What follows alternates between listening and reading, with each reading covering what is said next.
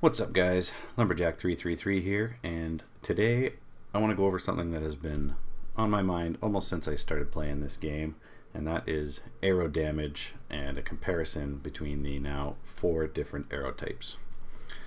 So first off, let me go over my highly scientific methods I used to acquire this data.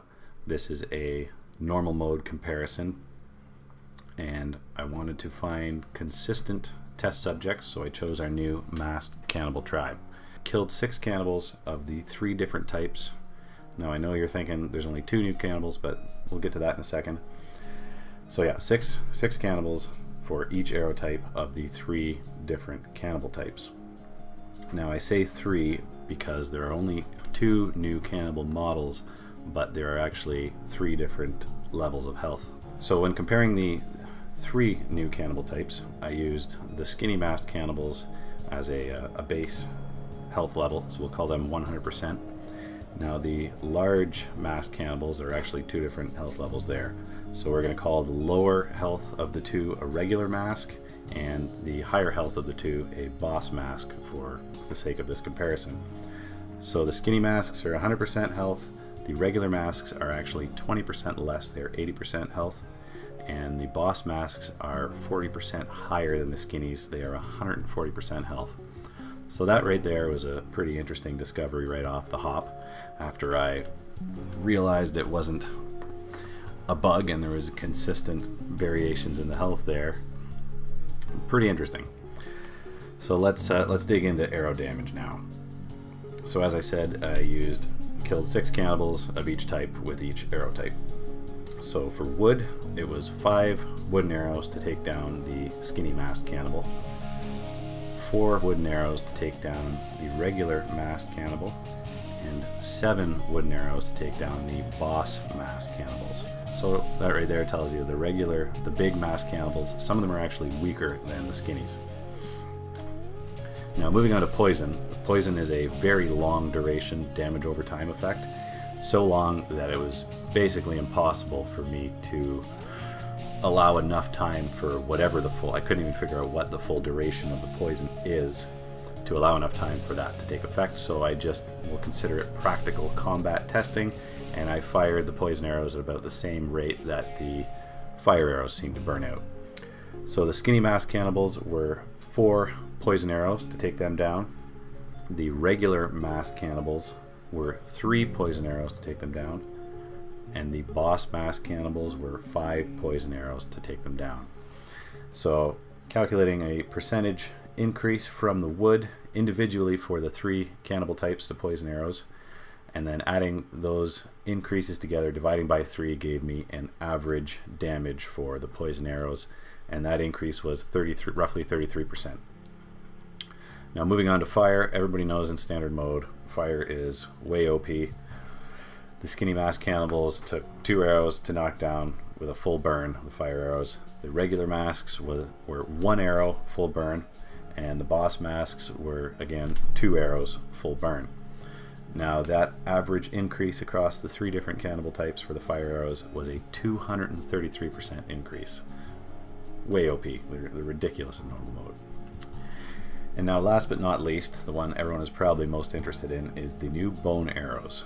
Now there wasn't a huge damage increase with these, but they do remain bone arrows after you shoot them into a target and retrieve them again. So that's a pretty big bonus, and you don't have to light them. Take 2 seconds to light every arrow like the fire arrows. You can just, and you know, they increased the draw speed rate and the reload rate of the bow, so they're pretty effective now.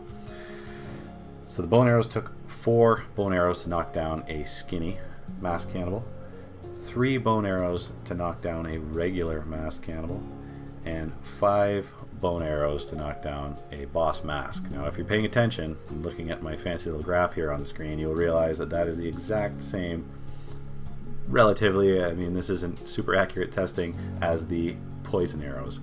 So there's basically no point in using poison arrows because you have to wait for that damage over time effect, whereas the bone arrows are direct damage, it's instant and it's the same amount, and you can pull them out and they don't turn into regular arrows.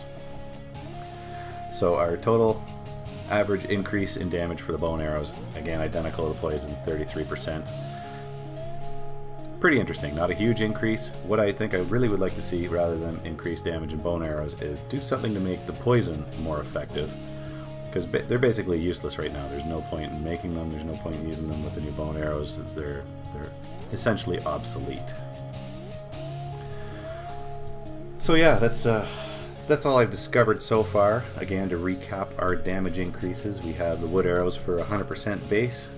Poison arrows are a 33% increase over that. Bone arrows are also a 33% increase, but they are direct damage and retrievable.